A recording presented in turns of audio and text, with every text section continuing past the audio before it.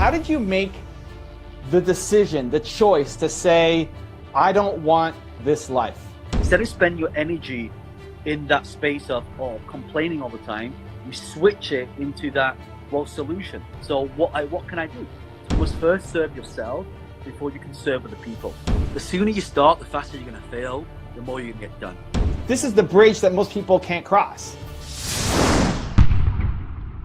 Ladies and gentlemen, if you don't know Mr. John Lee, he is a successful entrepreneur out of the UK. Super quick story. He came, his parents were immigrants from China to the UK. They started a family restaurant that John had to work for, washing dishes. Wasn't very good at school, getting D grades, but decided that he wanted to turn his life around and not end up in that business.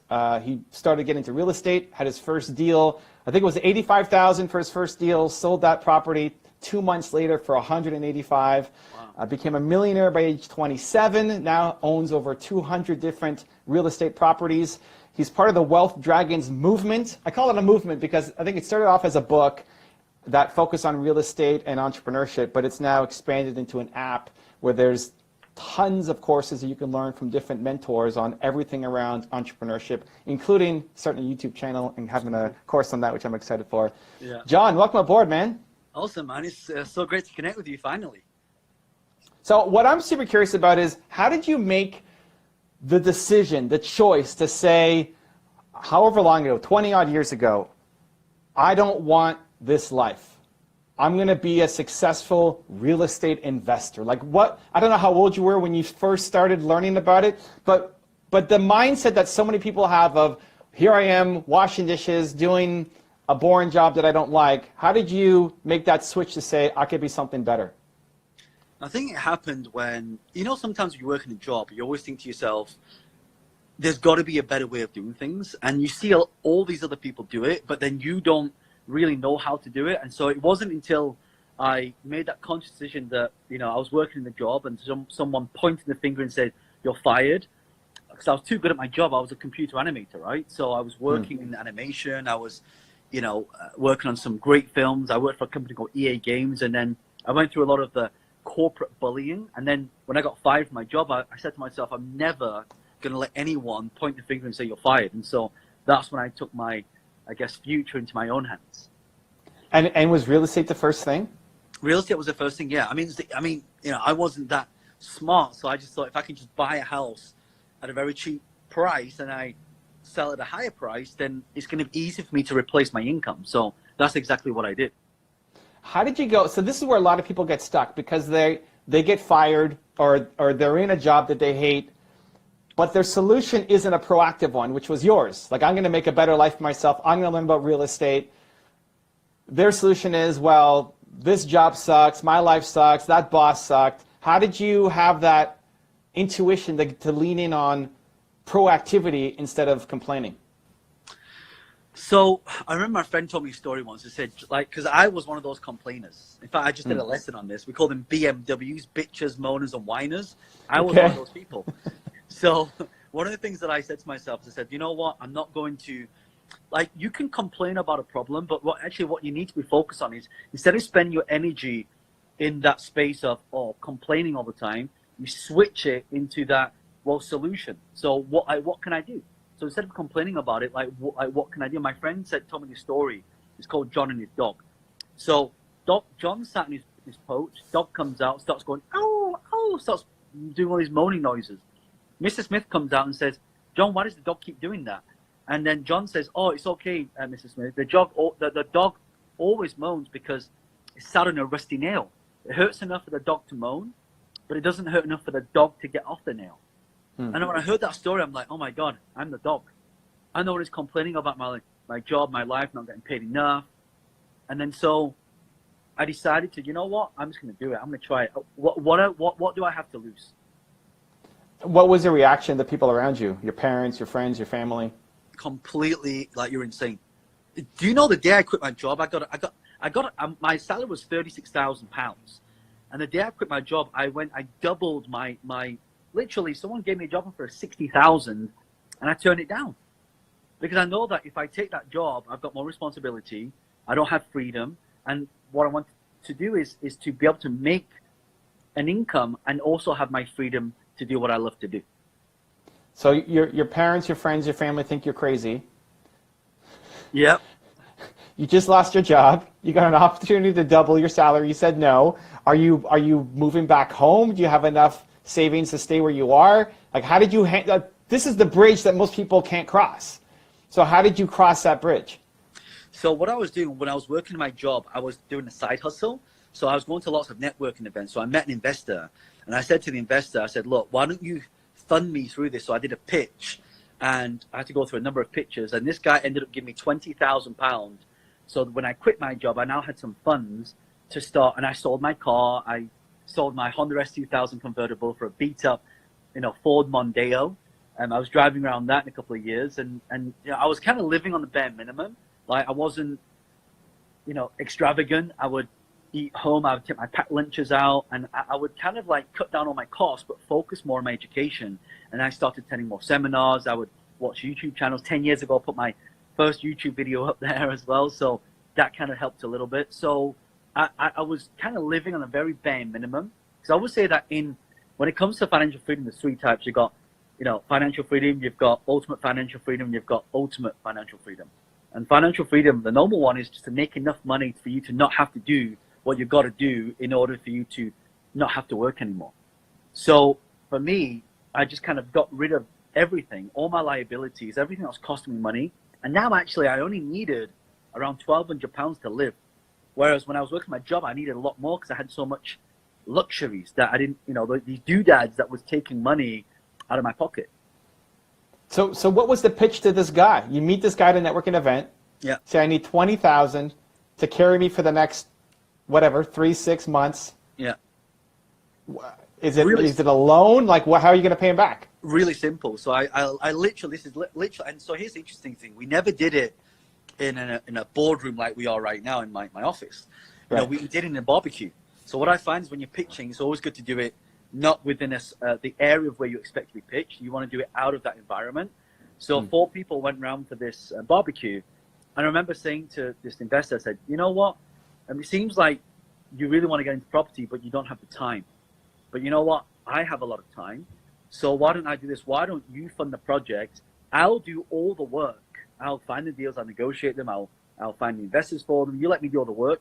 And you just keep 50% of everything. That was a good deal. Because he would have had to put 20,000 into a property deal anyway. But now he's got someone full time doing it for him. And was that the first $85,000 deal that you made? No. And so the journey goes on. So to cut long story short, that we made a lot of money and then we lost a lot of money. Well, I lost a lot of money because I was naive and young and I didn't have the right contracts in place. So I kind of got screwed over by that business partner. And then I went to another business partner. So, to cut long story short, you got to be very careful who you are doing partnering with, because almost like everyone I speak to who have different business partners, they also have this whole bad experience. Or this business partner did this business partner did this. So, you've got to be so careful, really, really careful. And then again, how do you get off the mat? I mean, a lot of people, they have that, or they hire their first employee. And it's very rare that your first employee works out. And a lot of people then go back inwards and say, okay, I'm never going to hire anybody again. I'm never going to partner with anybody again. I'm just going to do it all myself because at least I know it's going to get done. Right. But it comes down to mentoring. It comes down to coaching. Like, you've got to have good coaches. You have to have good mentors. You have to educate yourself. Like, you can't expect to learn. If you write the word learn, L-E-A-R-N, take off the L, spells earn, right? So the actual word, the clue is in that word. So I had to go and find mentors. I had to go and get coaches. I had to continually educate myself over and over and over and over again in order to get the right education, to have the right strategy, to have the right implementation, and to have someone hold me accountable. If you want to lose weight, fastest way to do it, get yourself a personal trainer. What I love about your story is every step along the way, every time you've seen this big growth, there's always been some mentorship component to it. Yeah. And now you're also, as much as you're still continuing to learn, you're giving back and helping and trying to be the mentor for so many people, which is, at least from my understanding, why Wealth Dragons is here, to try to be that mentor virtually through the app for so many people. Yeah. For people what I love about your mentorship philosophy is just find somebody and say, hey, what are you working on and how can I help you? How can I be of service in what you're doing? What's the process? Is it as simple as find an event that's happening in your area around the thing you want to get into, whether it's real estate or entrepreneurship, and just go up to the keynote speaker and tell him or her that? That is literally exactly what I did. I mean, you know, before I did this whole, how I got into, people always ask me, how did you get into the film industry? So I worked for a company called Framestore CFC, and they worked on films like Avengers. They just finished the Avengers, actually. They did Harry Potter. They did X-Men, all the big multi-million-dollar projects. And so how did I get a job there? So when I was at university, I had a student loan. So in the UK, we have something called student loans, and we have to pay for education, right? So I used my student loan instead of on my education at university. I took a trip to Copenhagen, and I attended an event called the 3D Festival. And that 3D Festival was all the keynote speeches from all the top animators in the world on all the films like Star Wars, Terminators, you know, all the Disney movies. And literally, I would sit at the back, and after they would finish their keynote speech, I would walk directly up to them and I would say, hey, loved your speech. I'm a student from Hull University. I'm studying animation. I would love to, you know, come to your studios to help out in any way I can, whether that's getting you coffee, sandwiches, whatever it is. And, you know, from about 10 or 20 different speakers I asked, one of them, his name is Chris Cook, he said yes. So he had me go down there. So there was a company. Have you heard of a band called the Gorillas? No. Happy. Oh, the band. Yeah. So this thing. Yeah. So they Passion Pictures, they were the people responsible for all the characters, and so they did all the animation. So I went there for my summer term. So I got a place in London. Couldn't afford to live in London, so I stayed with my uncle James. So I literally stayed in his front room for about 3 months. And so in that summer break, every day I would be commuting. I was broke. I had no money. I had to borrow, beg, and steal, you know, of my friends and family, and literally borrow the money from them just so I could survive. And luckily, my uncle put me up. Otherwise, I've never been able to afford to do that. So I would have to every single day take a 40-minute journey in. But I'd be the first one to show. All the animators would show up, and I would literally like, what do you want? What do you want for breakfast today? I want for coffee. And I would go get everybody tea and coffees. And at the end of the day, all the animators would leave, apart from maybe 3 or 4 animators. I would be there, and I was like, what do you want for dinner? I'll go to McDonald's, I'll go to Burger King, I'll bring some stuff back for you. And so these animators start becoming my friends. And then one of them said to me, he said, John, so what are you working on? I said, I'm just here to learn from you guys, and I'd love to know how this technology works. He said, hey, why don't you come down and sit next to me? So he literally booted up the computer, opened up a brand new scene, and loaded up the main character from the Gorillas. I'm like, oh my God. And he said, you see this handle here? If you move it like this, the arm moves up. Why don't you give it a try?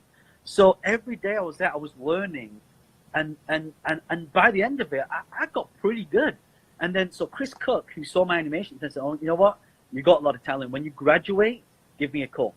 So when I graduated, in fact, before I even graduated, I was headhunted because I just kept doing these little things that I learned and just putting them onto forums, and people would start spotting them, and I got headhunted. Then my first company I worked for was a company called Lionhead Studios, which made a company called a game called Black and White. So in the 90s, that was one of the biggest games that everybody played, and so that's how I got. And I use the same philosophy now for when I started business. So then I started going into business, networking events. I'd talk to people, but of course now you've got to pay to go into these workshops and conferences. You can't get in for free. So then I had to use the same strategy. My uncle Chi gave me £350 to attend my first property seminar, and the deal was, you give me the money, the first 2 deals I buy, I give you 50%. And so he's ended up doing really well from that, and that's what I kept doing. What do you think prevents people from being able to reach out to mentors and create that kind of relationship? I think people are just like, I have 4 million people following me on social media, and every day it's like, you know, I get the amount of messages I say, give me money, send me some money. Dude, there's no value. You know, I think you've got to give the value, like you said. So when I reach out to people, it's like, hey, you know, I've seen this video that you've done, like really take interest in what they've done. And that's why I'm so surprised that you know exactly my story. You know, you've done your homework, which that what makes you a great interviewer, you know. So I would reach out and I would say, you know, what are you working on that I can help support with? If I know what they're working on, I say, hey, I just saw a poster of you talking about this. I would love to be able to reach more people by doing that for you. Can you send me the link so I can help you promote it? Or something like that. So a lot of people are reaching out, asking for things when they should be reaching out, offering things. So for people who are hitting you up on Instagram, on Facebook, I'm sure the DMs are out of control for people reaching out. What do you need help with right now? What's the biggest thing? Like, how can you add the most value to John Lee's life right now? Well, right now, so we have an organization here. You can see this is it's late now. Everybody's gone home because it's, everyone leaves work at around 5 o'clock. But this is my organization back here. We actually just listed our company on the stock exchange. In fairness, we did our first IPO this year. And, we spent a lot of time, a lot of effort doing that. So for a lot of you who love what we do, we created an app. We also created a technology which allows people to build membership sites in 15 minutes. And if any of you guys watching this, you want to help us spread the word, we actually have an affiliate program. So all of you, if you are going to spread the word, you can get paid for it as well. So, and what we actually do as well is give what we call lifetime recurring income. So, for example, our software costs $99 a month. So people pay $99 a month. They can create their own membership sites. So if everybody watching, they would like to help us spread that message or find people that want to create membership sites, if someone registers with your link, we'll pay you 20% for life. So now you guys get to earn a recurring income. So that's one way people can help. And how would somebody break through the noise? You get lots of people who sign up for the affiliates. The company's blowing up. It's amazing. Congratulations. How does somebody stand out so that John Lee actually pays attention to them? Well, first thing is look, end of the day, it's all about results, isn't it? It's like you can talk all you want, but it's about the results. So I know, like, you guys, if you want to do this, you can go to wealthdragonsaffiliate.com, wealthdragonsaffiliate.com. You can register. It's free. You sign up as an affiliate. Then our affiliate program will send you a link to say that you can set up your password, and in there you can get your special links. So now I can see how many people promote it, how many clicks they've got, how many impressions they've had, how many sales they've made. So numbers don't lie. So you can tell. So the way you stand out is by working hard, right? There's no such thing as a get rich quick. Go get John some results. I think even in our interaction before we did this, you graciously offered to help me with my Facebook and Instagram and said multiple times, hey, Evan, if you ever need help with your Facebook or Instagram, just let me know, and we've got it dialed in. And it's on my part now to take you up on that offer. But my response was then to look at your YouTube channel and make a quick video to say, hey, here's 5 things. I think you should be blowing up even bigger on YouTube. Here's 5 things that you can work on to get your YouTube channel up to a higher level. And so even just sharing, the people are watching, if you have a valuable skill that mentor of yours needs, it could be time, right? So as you were saying with your first mentor in real estate, he didn't have the time, you did, so you're going to go off and do it. But maybe young people have a talent or a skill that the mentor doesn't have that they can help out with as well. Yeah, absolutely. So we call it skin in the game through money. Because when people put money, like, do you know how many investors, when we were raising millions of pounds for our company, a lot of investors like, yeah, we'll invest in that company. Yeah, and when the time came, I said, oh, you said you want to invest 100 grand. Here's our bank account details. And I would say a big chunk of those investors that said they would invest did not invest. So you got to put the money where your mouth is and put some skin in the game. That's the first way. The second way is what we call sweat equity. So show me with action and results. Like, for example, you can't see this, but we've got Martin here, who is our video guy, and this guy works so hard in terms of editing, and all the content you see on social media has been edited by this guy. So he's like, when he's at home, he's sending messages like, hey, John, I got this idea for this. We just filmed a whole bunch. We just did a quick tour around, and it's just amazing. You're going to be joining me for tour as well. So in the next couple of weeks from now, I'll be speaking on stage with Gary Vee and Grant Cardone with 3,500 people. He's going to be joining me on that tour in Dubai, in Malaysia, and then Bali. So we're doing this whole tour, and he's like, he's got to take away time from his family and his girlfriend to do this. So he's doing whatever it takes. That's putting skin in the game. Talk to me about the decision to go public, not public with your company, but for you to be up front, to be the guy, to be making videos, to hire Martin, to do all this stuff. Why come out and be up front where most CEOs are hiding, they're just building their business quietly. Why does it mean so much for you to get in front of the camera and share a message? Well, I'm a huge Apple fan. When I read Steve Jobs' autobiography, one thing I learned in there is that you don't do things necessarily for other people. You do them for yourself first. You must first serve yourself before you can serve other people.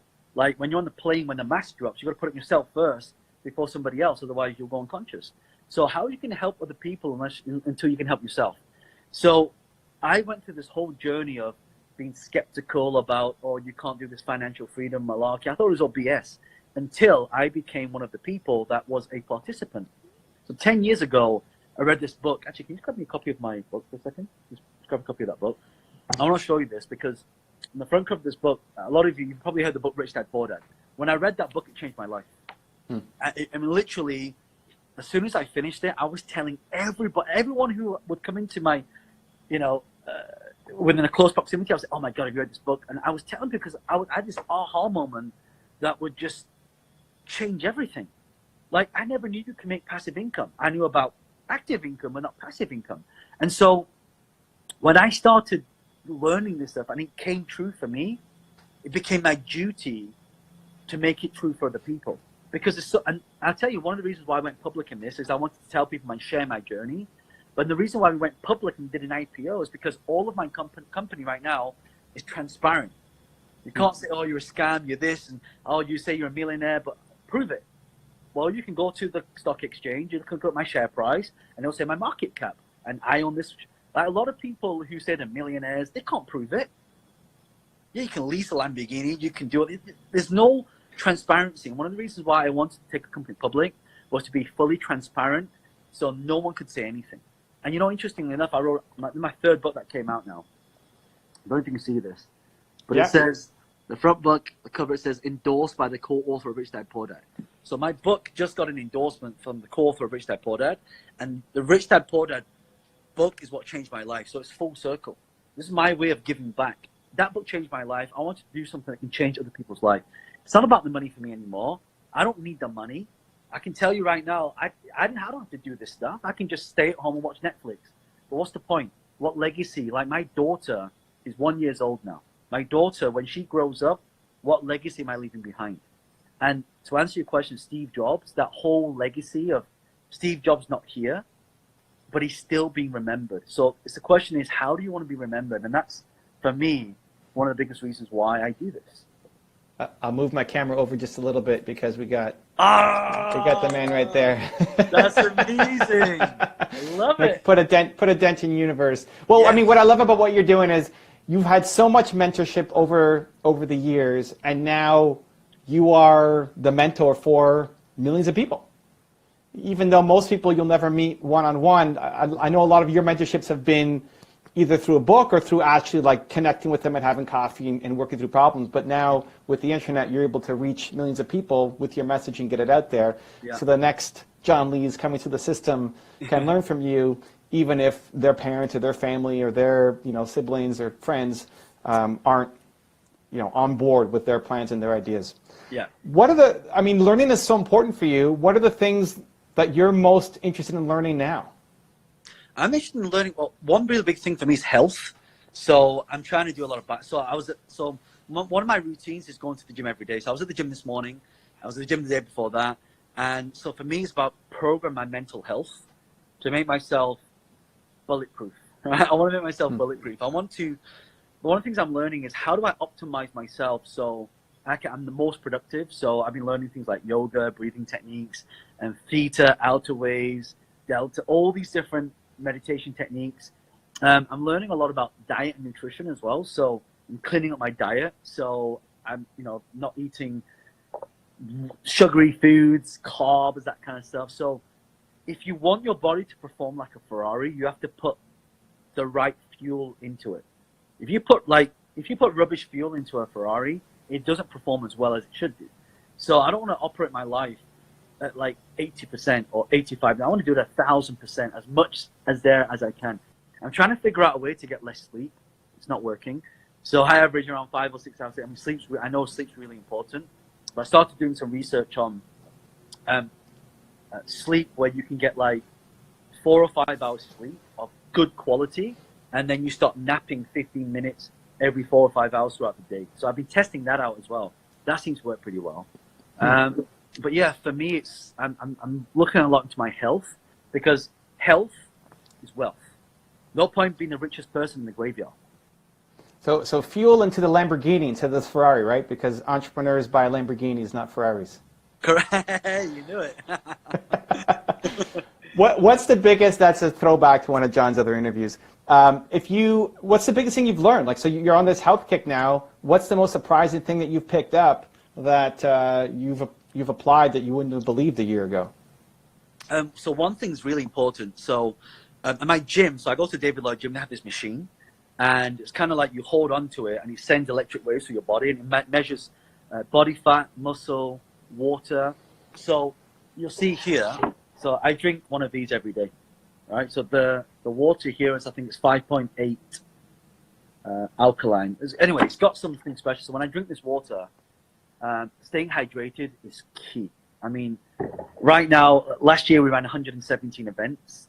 Next year is going to probably even more than that. Every week I'm traveling to a different country. I just got back from Berlin. We did Slovakia. We did Amsterdam. We're back in London. We have an event this weekend, an event next weekend, and we're back in Singapore, Malaysia, Dubai, and then Bali, and then back to London again. So hydration is, I didn't know how important water was until I really started hydrating. I mean, like, it's a difference between getting into flow every single time versus hitting that block. Like, why can't I work? Why can't I think straight? How come I'm always getting distracted? So water, having the right water intakes and the types of water, different alkaline levels, I found make a really big impact to me. Second thing is I learned something from a good friend of mine. So I have a friend of mine, he just visited, his name is Jim Quick, and he talked about these different mind peaks and troughs. So he taught this to me. I said, John, you work so hard, like you're working like 12, 13-hour days straight, and like, I want to get into, but sometimes you just gotta, have these peaks and troughs. So what do you mean? He said, when you watch a film, like you always remember the beginning or the end, but you never remember the middle. I said, oh yeah, that's a good point. He said, you know why? I said, why? And he said, because there's a definite start and an end. Now in your work, you want to be more productive. You want to go slower and you gain more. So what I've started to do recently is doing these like peaks and troughs. So the more times I take a break, so it could just be like, standing up, doing a stretch, doing a breathing exercise. And then it would just reset my attention. And so that would make me more productive. Sometimes going slow means getting more.